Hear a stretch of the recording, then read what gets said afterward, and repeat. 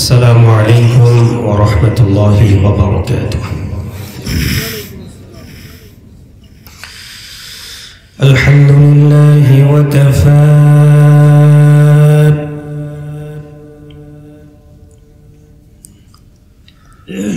وسلام على عباده الذين اصطفى.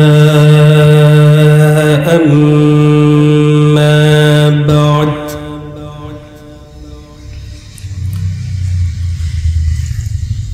فأعوذ بالله من الشيطان الرجيم.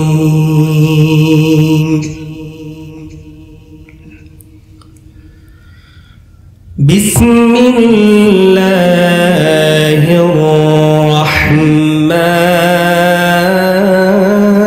الرحيم.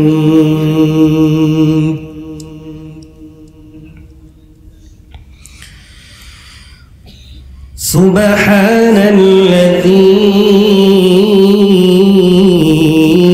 أسرى بعبده ليلا من المسجد الحرام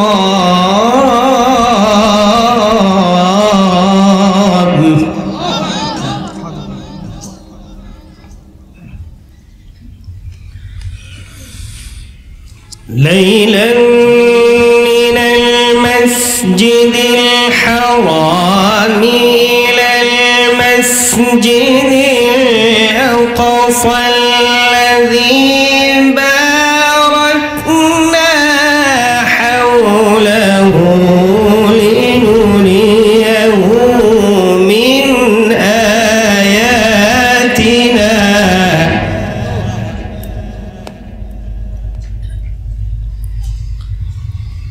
إنه هو السميع البصير.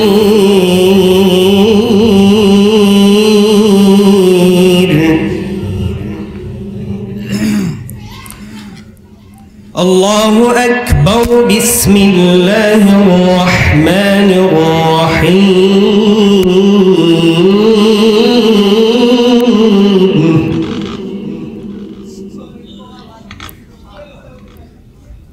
أتل ما أوحي إليك من الكتاب وأقم الصلاة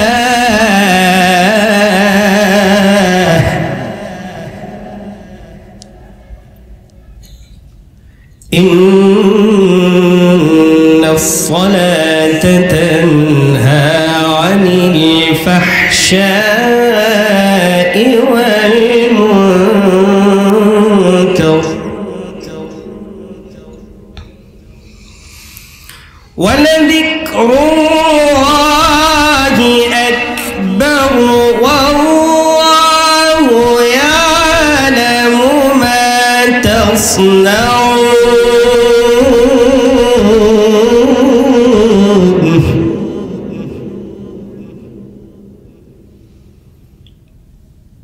الله أكبر. بسم الله الرحمن الرحيم.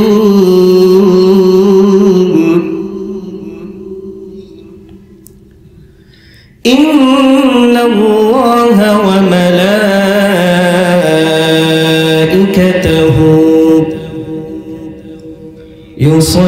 يصلون على النبي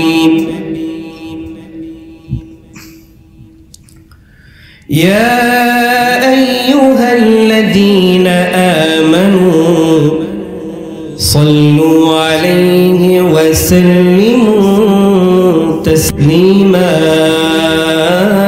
اللهم صل على سيدنا مولانا محمد وعلى آل سيدنا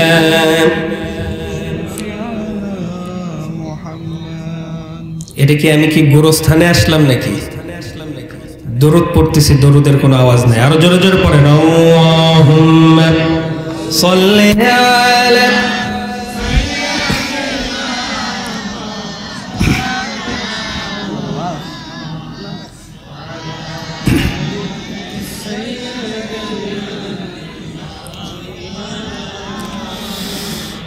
শিবে আবু তালিব শেখ কারাগার কাটলো সেথায় তোমার বহুদিন হলো পার শিবে আবু তালিব শেখ কারাগার কাটলো সেথায় তোমার বহুদিন হলো পার না খেয়ে না ঘুমে কত রাত কেঁদে কেঁদে দিন কায়েমের তরে ধৈর্য ধরে ধরে হে রাসূল এসে গেল বদর উহুদ খন্দক পরীক্ষা জানমাল দিয়ে পাশ হলো সকল পরীক্ষা অবশেষে হয়ে গেল দিন কায়েমের বিজয় তরি রাসূল আমার বলে দিলেন খায়রুল কুরুনি করনি আল্লাহুম্মা সাল্লি আলা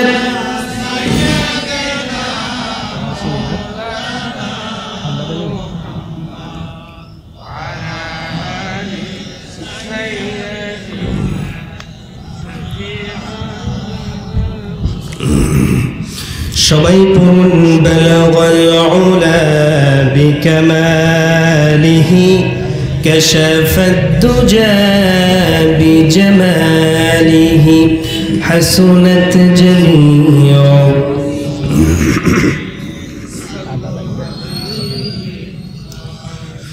সূরাত ইউসুফ বিদারি حكمة لقمان ما قارئ قرآن باري يهدي لساد مان ما بلغ العلا بكماله كشف الدجى بجماله حسنت جميع خصاله صلوا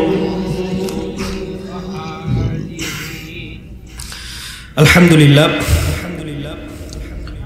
36তম অধিবেশন বিরাট তাফসীরুল কোরআন মাহফিল ও ইসালে সওয়াব 9 ফেব্রুয়ারি 2024 রোজ শুক্রবার অনুষ্ঠিত আজকের এই তাফসীর প্রোগ্রামের সম্মানিত সভাপতি অত্র মসজিদের খতিব শ্রদ্ধাভাজন মাওলানা মুহাম্মদ আব্দুল লতিফ বাবু আল্লাহ রাব্বুল আলামিন তার হায়াতে জিন্দেগিতে বারাকা দান করুন জোরে বলেন আমিন প্রধান অতিথি জনাব মোহাম্মদ রফিকুল ইসলাম সভাপতি শাহজাহানপুর ঈদ ভাটা মালিক সমিতি বগুড়া আল্লাহ রাব্বুল আলামিন তাকে ইসলামের জন্য কবুল করুন জোরে বলেন আমিন প্রধান পৃষ্ঠপোষক জনাব মোহাম্মদ আমি মনে হয় প্রধান অতিথির নামটা ভুল করে ফেলেছি প্রধান অতিথি জনাব মোহাম্মদ আল মামুন আকন্দ কাউন্সিলর 13 নং ওয়ার্ড বগুড়া পৌরসভা বগুড়া এবং প্রধান পৃষ্ঠপোষক তিনি হচ্ছেন রফিকুল ইসলাম সাহেব আল্লাহ রাব্বুল আলামিন সবাইকে কবুল আর মঞ্জুর করুন জোরে বলেন আমিন আমার সামনে উপবিষ্ট এবং পর্দার আড়ালে শ্রবণরতা আমার শ্রদ্ধেয়া সর্বগুণে গুণান্বিতা আমার মা ও বোনেরা আলোচনার শুরুতেই আমি আবারও আমার পক্ষ থেকে দিল খোলা সালাম জানাচ্ছি আসসালামু আলাইকুম ওয়া রাহমাতুল্লাহি ওয়া বারাকাতুহু সবাই কেমন আছেন আলহামদুলিল্লাহ আপনাদের কি মন খারাপ তাহলে এই যে কথা বলছেন না যে কেউ ঘুমাচ্ছেন কেউ হেলান দিয়ে আছেন আমার সাথে যদি কথা বলতে পারেন তাহলে ওয়াজ হতে পারে, আর যদি কথা না বলতে পারেন তাহলে হবে আওয়াজ। তাহলে কি হবে? সুবহানাল্লাহ, আল্লাহু আকবার, ঠিক কিনা? এই সমস্ত কথা যদি না বলতে পারেন তাহলে ওয়াজ করতে পারবো না।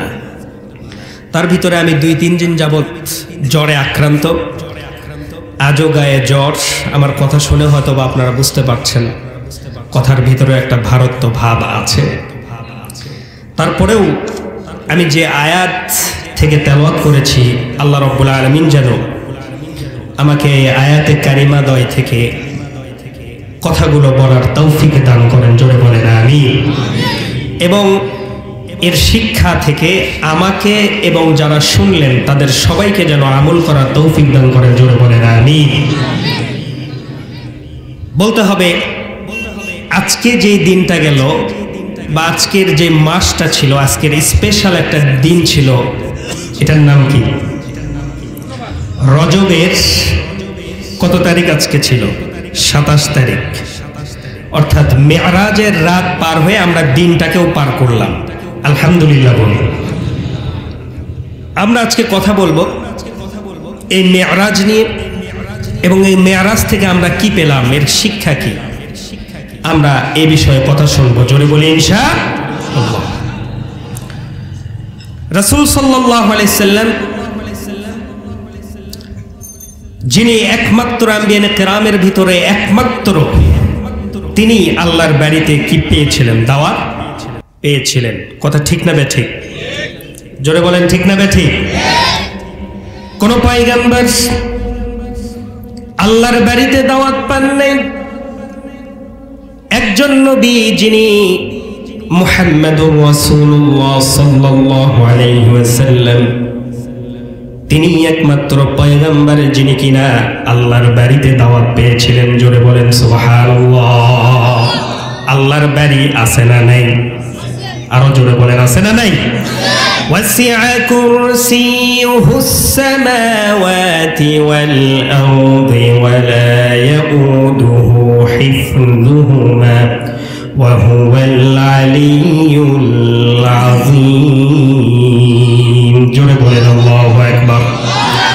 তার একটা কুরসি আছে, আসমান জমিন বিব্রত।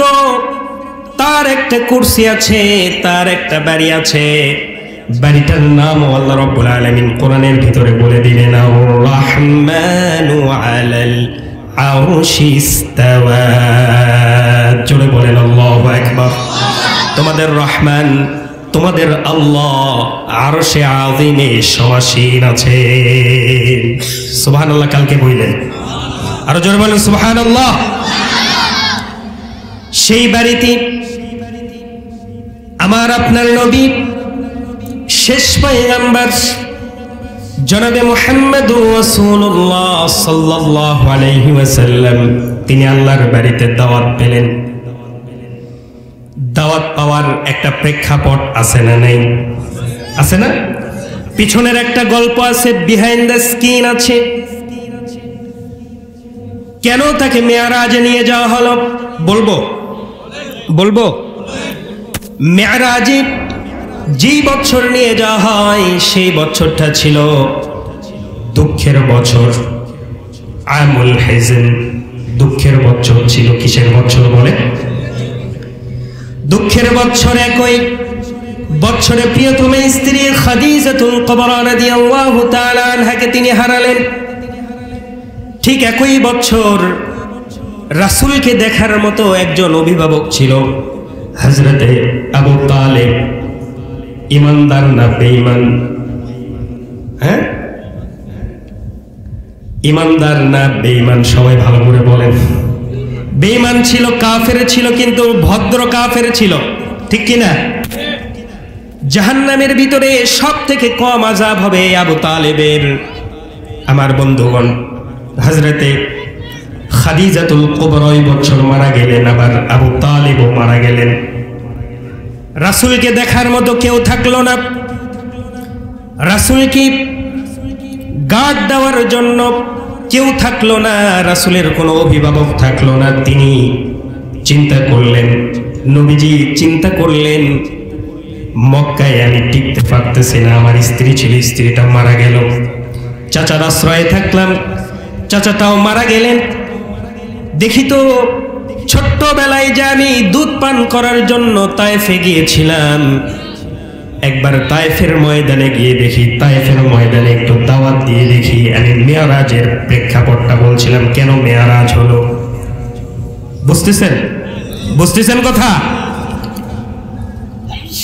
খরগোশের কানের মতো কানগুলো খাড়া করেন, মনোযোগ দিয়ে কথাগুলো শুনতে হবে। আমার বন্ধুগণ, রাসূল চিন্তা করলেন মক্কায় যেহেতু আমি টিকতে পারছি না, আমি আমার দুধমা হালিমাতুস সাদিয়া তায়েফে ছিলেন, আবার আমার পিতা আব্দুল্লাহর কিছু বন্ধু বান্ধব বিজনেস পার্টনার তায়েফে থাকেন। যেহেতু মক্কায় থাকতে পারলাম না, তায়েফে গিয়ে একবার দাওয়াত দিয়ে দেখি, হয়তো বা তায়েফের মানুষ আমার দাওয়াত কবুল করবেন।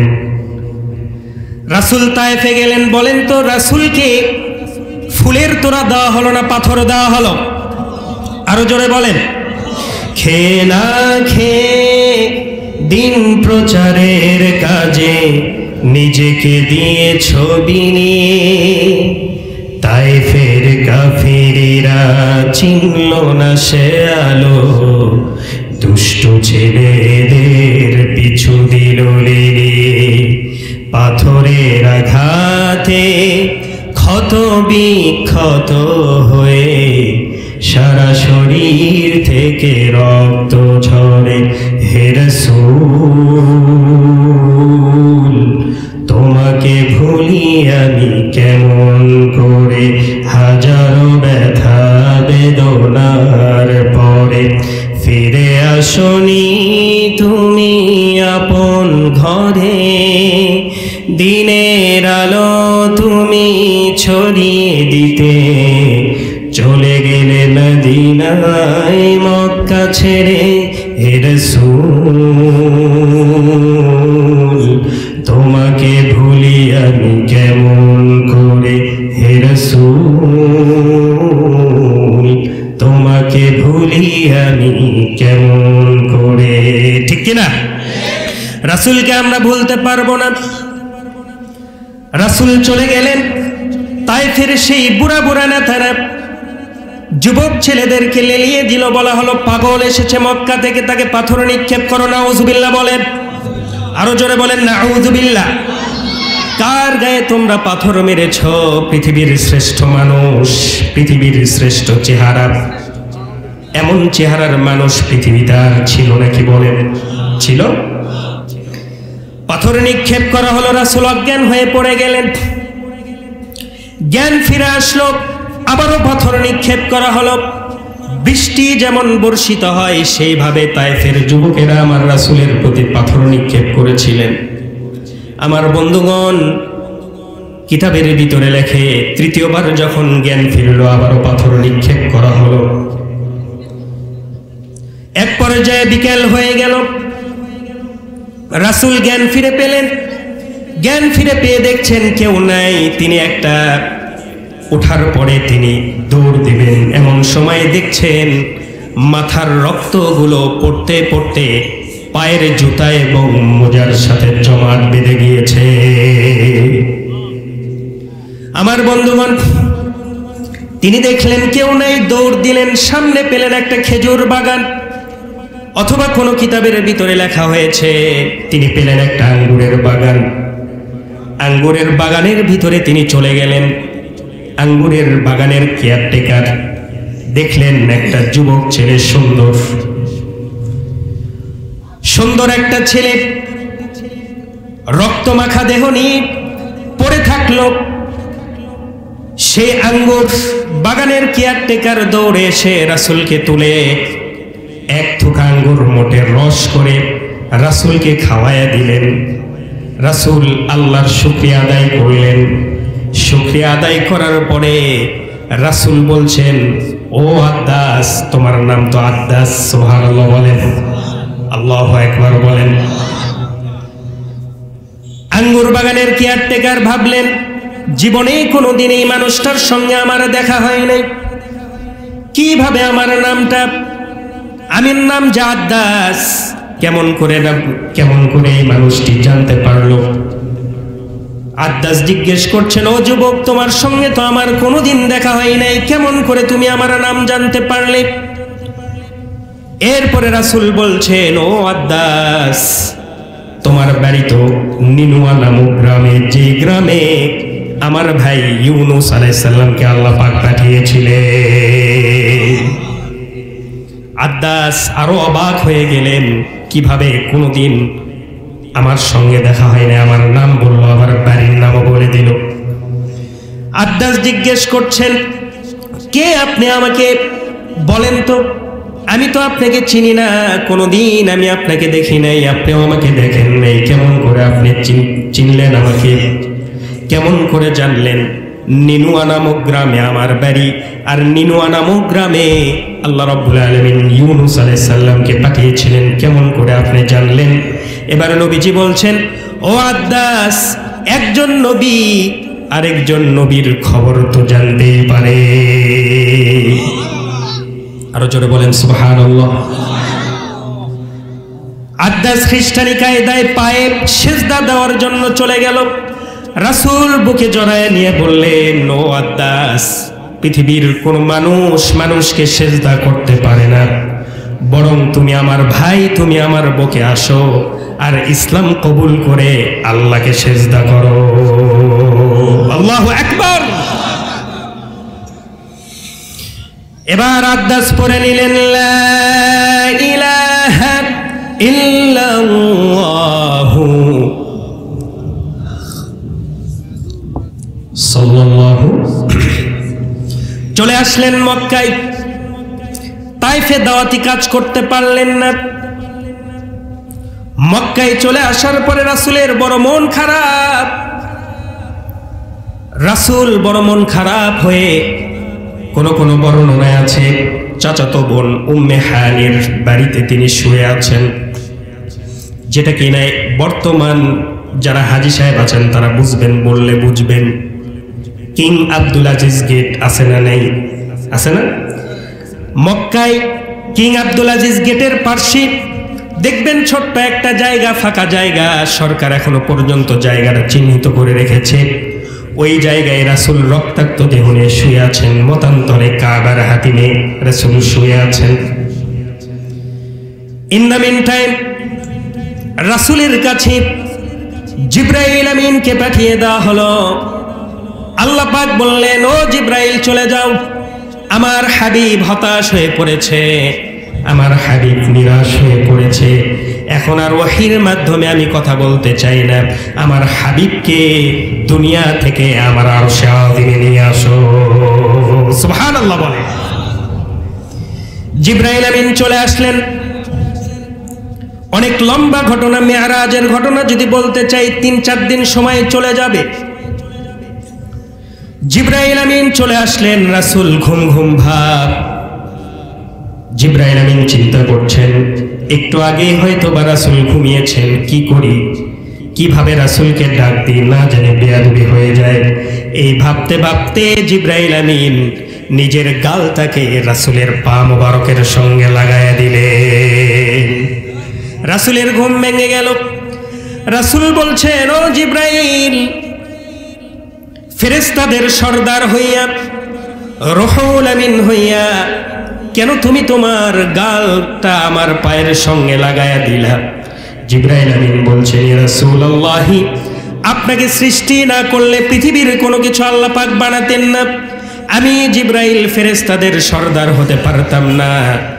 ও দোজাহানের বাদশা, প্রিয় হাবিব, আল্লাহর প্রিয় দোস্ত, আপনার পায়ের কাছে আমি জিবরাইলের গালের মাথার কোনো দাম নেই। সুবহানাল্লাহ। কেমন নবীর উম্মত আমি আপনি একটু চিন্তা করবেন। এবার জিবরাইল বলছেন, ইয়া রাসূলুল্লাহ, আল্লাহ রাব্বুল আলামিন আপনার সঙ্গে দিদারের জন্য অপেক্ষা করছেন, আমার সঙ্গে চলে যেতে হবে। জান্নাত থেকে আমি বাহন নিয়ে এসেছি, বাহনটার নাম হচ্ছে বোরাক। কি নাম বলে? বারকুন শব্দ থেকে বোরাক এসেছে, মানে হচ্ছে বিজলি। বিজলির গতিটা কেমন বলেন তো? বিজলির চাইতেও এই বোরাকের বেশি গতি ছিল, মনের চাইতেও বেশি গতি সম্পন্ন যানবাহন ছিল। আল্লাহু আকবার বলেন। আমার বন্ধুগণ, বরাক চলে আসলো। বরাক চলে আসার পরে সংক্ষিপ্ত ঘটনা, রাসূলের সেখানে সাক্তে সদর করা হয়, রাসূলের সিনা চাক করা হয়, গোসল করানো হয়। এরপরে বরাকের সামনে নিয়ে যাওয়া হয়। বরাকটা রাসূলকে সেই সময় আর নিতে চায় না। জিবরাইল আমিন ডেকে বলছেন, ও বরাক, বেয়াদবি করো না, কেন নবীকে তুমি নিতে চাও না? বরাকের জবান খুলে যায়, বলেন আল্লাহু আকবার। বরাক ডেকে বলছেন, জিবরাইল আমিন, আমি এই জন্য রাসূলকে নিতে চাচ্ছি না। আজকে রাসূলকে আমার কথা দিতে হবে, কিয়ামতের কঠিন ময়দানে রাসূল যেন আজকে আমি বোরাকে যেমন মেরাজের সফরে যাবেন, কিয়ামতের কঠিন ময়দানে যখন পুলসিরাত পার হতে হবে, সেই দিনে যেন আমি বোরাকের ওপরে সওয়ার করে আল্লাহর রাসূল পুলসিরাত পার হন। সুবহানাল্লাহ। রাসূল কথা দিলেন, এবার রাসূল বোরাকে উঠবেন, কিন্তু উঠলেন না। আল্লাহু আকবার বলেন। রাসূল কেন বোরাকে উঠতে চাইলেন না? রাসূল বলছেন, ও জিবরাইল, আল্লাহর কাছে বলো, আমি যে বোরাকে উঠব, আমি নবী বোরাকে উঠতেছি, কিন্তু আমার ইয়েতিম উম্মত তো বোরাক এখনো চোখে দেখেনি। আল্লাহু আকবার বলেন। আমি আপনি চিন্তা করেন, আল্লাহর সাথে সাক্ষাতে যাচ্ছে, সেই জায়গাতেও উম্মতের কথা ভুলতে পারেন নেই। আমার বন্ধুগণ, আল্লাহ রাব্বুল আলামিন জিবরাইল আমিনের মাধ্যমে জানিয়ে দিলেন, আপনার যে সমস্ত উম্মত আপনাকে ইত্তেবা করবে, আপনাকে অনুসরণ করবে, আপনার সুন্নাহগুলো পৃথিবীতে জিন্দা রাখবে, আমি আল্লাহ পাক আজকে মেরাজের রাত্রে কথা দিচ্ছি, কিয়ামতের কঠিন ময়দানে পুলসিরাত পার হওয়ার জন্য আপনার মতো এমন সুন্দর সুন্দর বোরাক আপনার উম্মতকেও আমি দান করে দেব। আরো জোরে বলেন আল্লাহু আকবার। বোরাকে উঠলেন, মনের গতিতে তিনি চলে গেলেন বাইতুল আকসা। আল্লাহ পাক বলছেন, সুবহানাল্লাযী আসরা বিআবদিহি লাইলান মিনাল মাসজিদিল হারাম।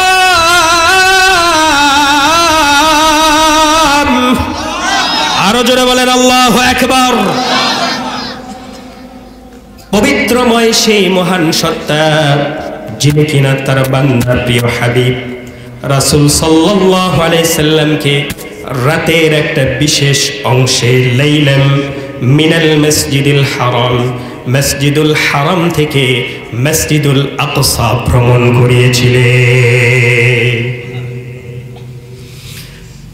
বাইতুল আকসাতে চলে গেলেন, গিয়ে দেখছেন হাজার হাজার মানুষ নামাজের জন্য অপেক্ষা করছে। আল্লাহু আকবার। কে যেন আজান দিয়ে দিচ্ছে, হাইয়া আলাস সালাত, হাইয়া আলাল ফালাহ।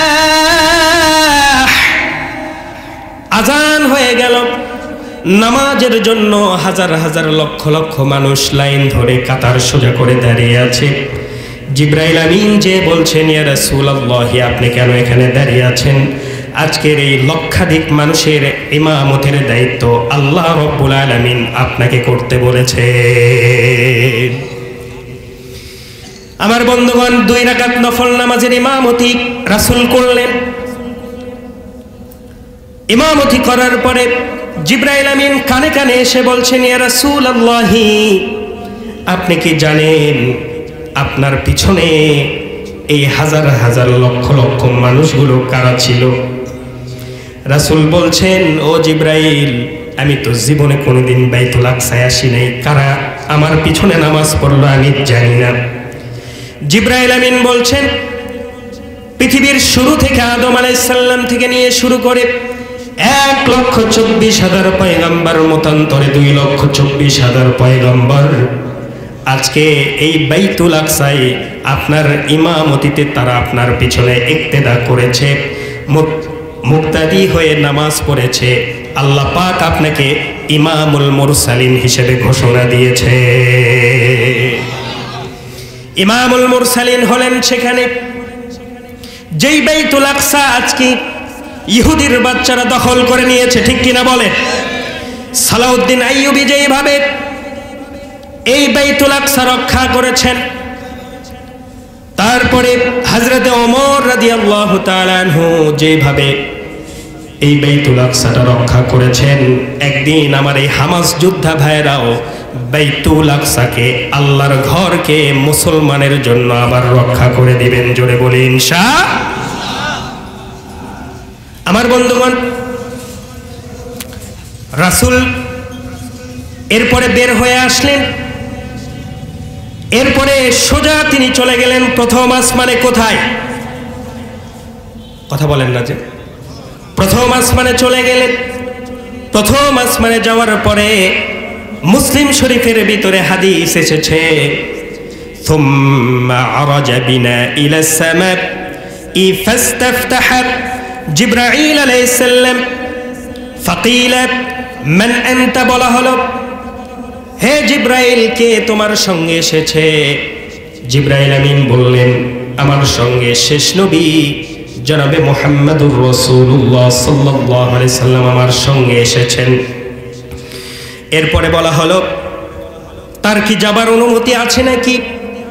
দেখেন, আসমানের প্রথম গেটের দারোয়ান জিবরাইল আমিনকে জিজ্ঞেস করছেন, ও জিবরাইল, তোমার সঙ্গে কেউ আছে নাকি? বলা হলো রাসূল এসেছে, মুহাম্মদ সাল্লাল্লাহু আলাইহি সাল্লাম এসেছে, তার যাবার অনুমতি আছে নাকি? এর মানে বোঝা গেল,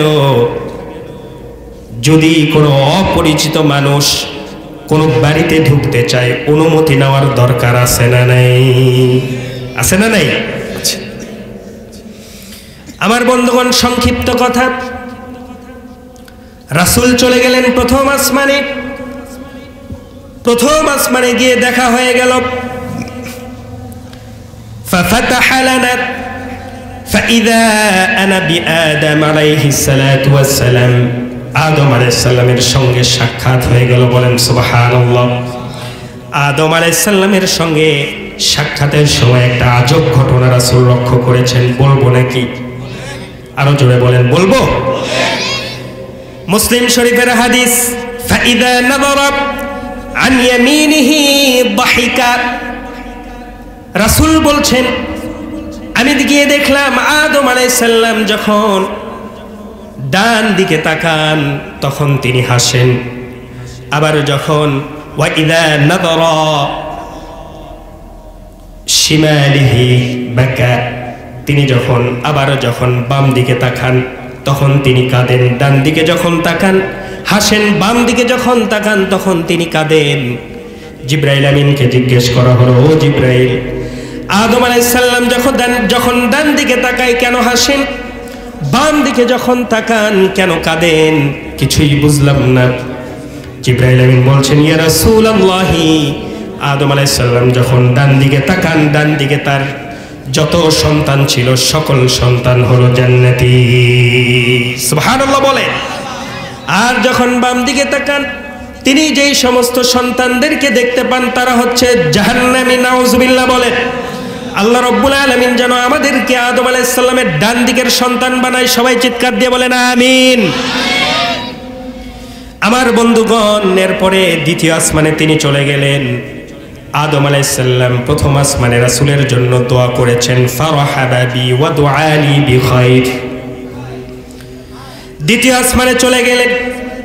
দ্বিতীয় আসমানে হযরতে ঈসা ইবনে মারইয়াম আলাইহিস সালামের সঙ্গে দেখা হয়ে গেল এবং হযরতে ঈসা আলাইহিস সালামের সঙ্গে তার খালাতো ভাই হযরতে ইয়াহইয়া বিন জাকারিয়া আলাইহিস সালামও ছিলেন। এরপরে তিনি চলে গেলেন তৃতীয় আসমানে। তৃতীয় আসমানে হযরতে ইউসুফ আলাইহিস সালামের সঙ্গে দেখা হয়ে গেল।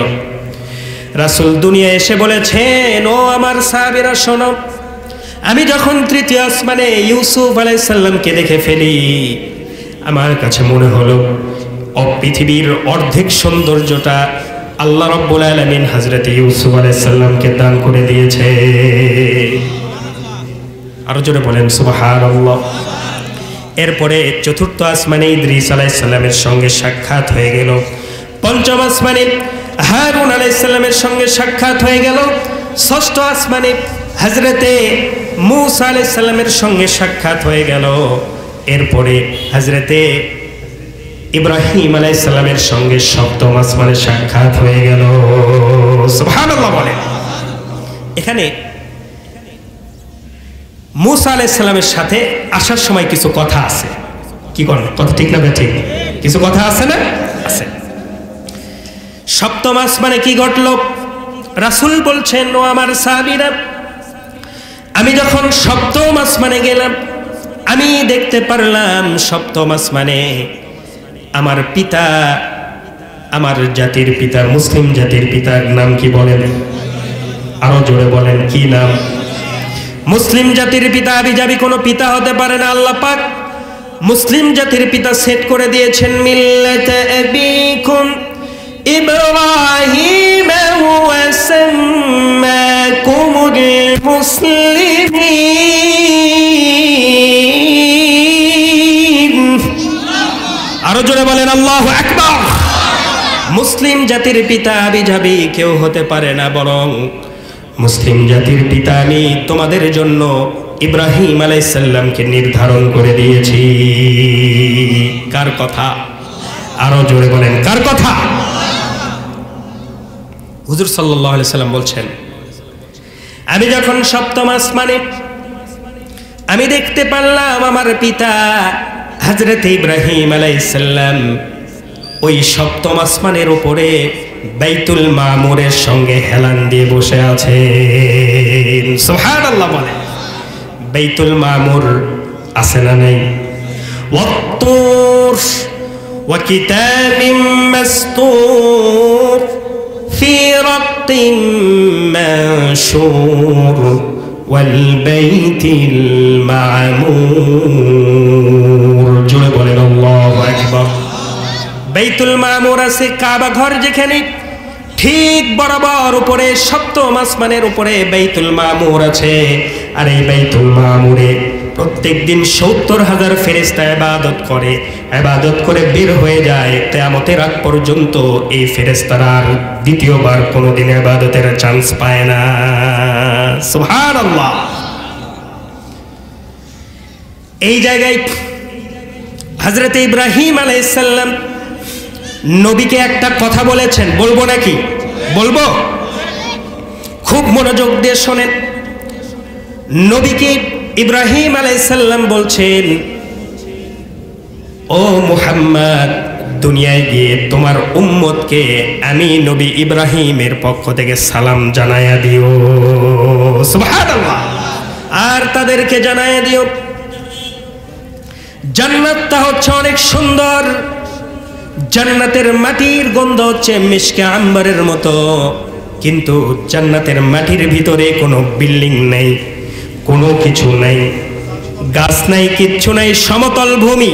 আল্লাহু আকবার বলেন। তোমার উম্মতকে বলবা জান্নাতটা যেন আবাদ করে। আল্লাহু আকবার। জান্নাত কি করতে বলেছেন?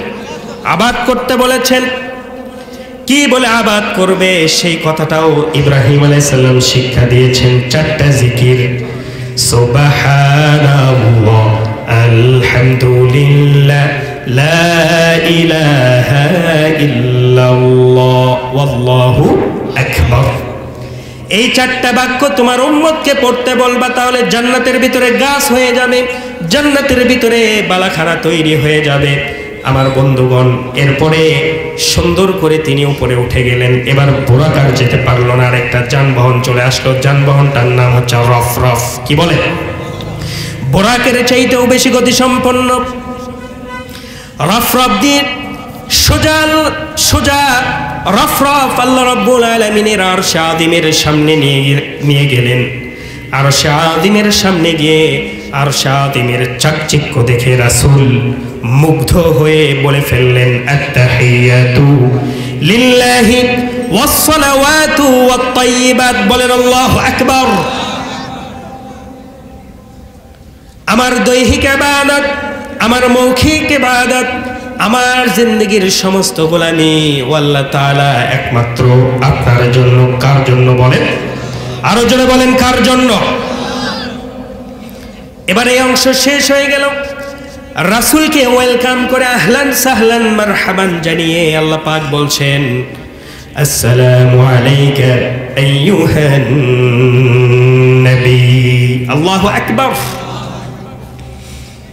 হে সম্মানিত নবী, আপনার উপরই সালাম বর্ষিত হোক, শান্তি বর্ষিত হোক। রাসূল আরশ আযীমের ভিতরে ঢুকবেন, তিনি চিন্তা করলেন তুর পাহাড়ে আমার ভাই মূসা আলাইহিস সালাম উঠেছিলেন, জুতাটা আল্লাহ পাক খুলতে বলেছিলেন, ঠিক কিনা বলেন? রাসূল চিন্তা করলেন আরশে আযীমে আমি আমার জুতাটা খুলে উঠি। জুতা তিনি খুলতে নিয়েছেন, আরশে আযীমের কথা ফুটে গেল, জবান খুলে গেল। আল্লাহু আকবার বলেন। আরশে আযীম ডাক দিয়ে বলছেন, ইয়া রাসূলুল্লাহ, জুতা আপনি খুলবেন না। এই আরশে আযীম হওয়ার পরের থেকে আপনার জুতার ধুলাগুলো পাবার জন্যই আমি আরশে আযীম আজ পর্যন্ত অপেক্ষা করছিলাম। জুতা খোলার দরকার নেই ইয়া রাসূলুল্লাহ, আপনি জুতা সহকারে আমার ভিতরে প্রবেশ করুন। সুবহানাল্লাহ। কালকে কইেন, আরো জোরে বলেন সুবহানাল্লাহ। আরশে আযীমে দেখা হয়ে গেল। উপহার স্বরূপ তিনি পেলেন 5 ওয়াক্ত নামাজ। কত? কিন্তু শুরুতে দিয়েছিল 50 ওয়াক্ত। কত বলে? ওই যে বললাম না, ষষ্ঠ আসমানে মূসা আলাইহিস সালামের সঙ্গে যাবার পথে কিছু কথা আছে না নেই? আছে, কিছু কথা আছে। মূসা আলাইহিস সালামের সঙ্গে আবার যখন যাবার সময় ষষ্ঠ আসমানে রাসূলের দেখা হয়ে গেল। মূসা আলাইহিস সালাম ডেকে বলছেন, হে মুহাম্মদ, আল্লাহ তোমাকে কোনো কিছু হাদিয়া দিয়েছেন নাকি? উম্মতের জন্য কি নিয়ে আসলে? বলে 50 ওয়াক্ত নামাজ। মূসা আলাইহিস সালাম মাথায় হাত দিয়েছেন। আল্লাহু আকবার বলেন। বলছে বনি ইসরাইল আমি চালিয়েছি, ও মুহাম্মদ 50 ওয়াক্ত নামাজ তোমার উম্মত পড়তে পারবে না।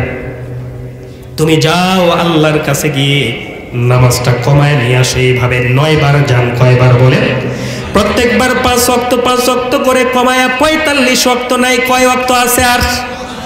5 ওয়াক্ত। আবার মূসা আলাইহিস সালামের সঙ্গে সাক্ষাৎ। মূসা আলাইহিস সালাম এবারও বলছেন, ও মুহাম্মদ তোমার উম্মত এই 5 ওয়াক্ত নামাজও পড়তে পারবে না। আমি মূসা আলাইহিস সালামের সাথে একমত, কারণ আমরা তো 5 ওয়াক্ত নামাজও পড়তে পারি না। কথা ঠিক না ব্যাঠিক? আমার বন্ধুগণ, তিনি আবার পাঠালেন আল্লাহর কাছে। আল্লাহু আকবার। আল্লাহর কাছে গিয়ে আবার বলছেন, ও আল্লাহ তাআলা আরো কিছু কমায়া দেন। আমার বন্ধুগণ, আল্লাহ পাক বলছেন, ও আমার হাবিব এই 5 ওয়াক্ত থেকে আর কমানো যাবে না, তবে তোমার উম্মতের জন্য আমি একটা অফার দিয়ে দিচ্ছি। কি অফার? অফারটা হচ্ছে আমি যেই 50 ওয়াক্ত লিখে ফেলেছিলাম, তোমার উম্মত যদি 5 ওয়াক্ত নামাজ সঠিকভাবে আদায় করতে পারে, ও মুহাম্মদ তোমার উম্মতকে আমি 50 ওয়াক্ত সালাতের হিসাব, সালাতেরই সওয়াব দান করে দিব। 5 ওয়াক্ত নামাজ পড়লে কয় রাকাতের, কয় ওয়াক্তের সওয়াব? আরো জোরে, জোর হলো না, আরো জোরে। 50 ওয়াক্তের সওয়াব। সুবহানাল্লাহ বলে। আমরা সবাই কি জান্নাতে যেতে চাই কি চাই না বলেন? চাই না? জান্নাতের চাবির নাম কি? আরো জোরে। আসসালাতু মিফতাহুল জান্নাত। জান্নাত খোলার চাবির নাম হচ্ছে নামাজ। আবার কিয়ামতের কঠিন ময়দানে যেই বিচারটা সর্বপ্রথম করা হবে, সেই বিচারটা কিসের বিচার বলেন? নামাজের বিচার। নামাজের বিচারটা করা হবে। আউয়ালু মা ইউহাসাবু বিহিল আবদু ইয়াউমাল কিয়ামাতিস সালাহ। কিয়ামতের কঠিন ময়দানে বান্দার সব থেকে প্রথম যে হিসাবটা না হবে সেটাই হচ্ছে নামাজ। নামাজের হিসাব যদি কেউ দিয়ে দিতে পারে বিনা হিসাবে, সে তাকে আল্লাহ পাক জান্নাত দান করে দিবে। নামাজ পড়তে পারবেন তো? সবাই পারবেন? কে কে পড়বেন না হাত তুলেন। হাত তুলছে একজন, দেখেন। আমার বন্ধুগণ, নামাজ মানে কি, সালাত মানে কি? নামাজের অর্থ হচ্ছে আমার মুখটাকে ফিরিয়ে নিলাম কার দিকে?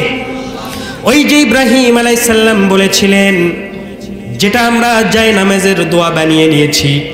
যারা পারেন সবাই আমার সঙ্গে পড়েন, ইন্নী ওয়াজ্জাহতু ওয়াজহিয়া লিল্লাযী ফাতারাস সামাওয়াতি ওয়াল আরদা হানিফা ওয়া মা আনা মিনাল মুশরিকিন।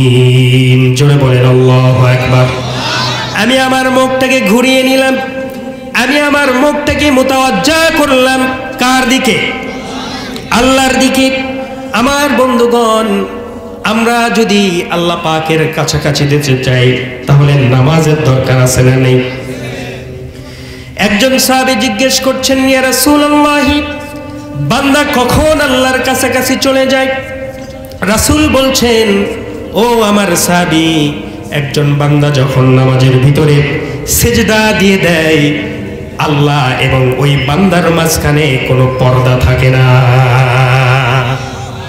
এত আসতে বললেন সুবহানাল্লাহ। ক্লোজ আপ, কাছে আসার গল্প ভ্যালেন্টাইন্স ডে উপলক্ষে প্রচারিত হয়, ঠিক কিনা বলেন? যুবকরা কথা বলো। ক্লোজ আপ, কাছে আসার গল্প। কে বলেছে এটা কাছে আসার গল্প? এটা দূরে যাওয়ার গল্প ছাড়া আর কিছু নয়, ঠিক কিনা বলেন? কাছে আসার গল্প কোরআনে আছে না নেই? রাসূল আমাদেরকে বলছেন, যদি তুমি নামাজ পড়ো, নামাজের মাধ্যমে আল্লাহর সাথে কাছাকাছি গিয়ে প্রেম করতে পারবা। সুবহানাল্লাহ বলে। আমার প্রেম একমাত্র কার সাথে হবে? নাকি দুনিয়ার কারোর সাথে? আমার বন্ধুগণ, আল্লাহ পাক কোরআনের ভিতরে বললেন কাছে আসার গল্প শুনে নাও। কাল্লা লা তুতি'হু ওয়াসজুদ ওয়াকতারিব। জোরে বলেন আল্লাহু আকবার।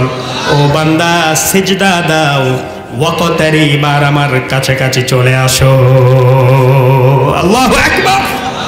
সিজদা দিলেই আল্লাহর কাছাকাছি চলে যাওয়া যায়, আল্লাহর সাথে প্রেম করা যায়। এই বিশ্ব বেহায়া দিবসে আমরা প্রেম করতে চাই না, আমরা প্রেম করতে চাই আল্লাহর সাথে, ঠিক কিনা বলে? এই বেহায়া দিবসকে যুবক ভাইয়েরা বয়কট করো। ভ্যালেন্টাইন্স ডে নামে মুসলমানের জীবনে কোনো ডে থাকতে পারে না। মুসলমানের প্রত্যেকটা দিন ভালোবাসার দিন, প্রত্যেকটা দিন ফজর থেকে শুরু করে এশা পর্যন্ত আল্লাহর কাছাকাছি যেতে পারবে বান্দা একমাত্র কার মাধ্যমে? নামাজের মাধ্যমে। সিজদায় নত হও, অশ্রু ছাড়ো, আল্লাহর শরণে হৃদয় গড়ো। সিজদায় নত হও, অশ্রু ছাড়ো, আল্লাহর শরণে হৃদয় গড়ো। প্রাণ খুলে সব ব্যথা বলো প্রভুকে, বলো প্রভুকে। এই রাত কি কেটে যাবে ঘুমে অলসে, এই রাত কি কেটে যাবে ঘুমে অলসে, ঠিক কিনা? এই রাত ঘুমে অলসে কাটানো যাবে না। আমার বন্ধুগণ, রাতটাকে সিজদায় কাটাতে হবে। তাহাজ্জুদের নামাজ ছাড়া কি আল্লাহর ওলি হওয়া যায় নাকি বলেন? ومن الليل فتحجد به نافلة لك عسى أن يبعثك ربك مقاما محمودا. জোরে বলেন আল্লাহু আকবার। Siddiqia Media. Enjoy by listening to the Islamic lectures.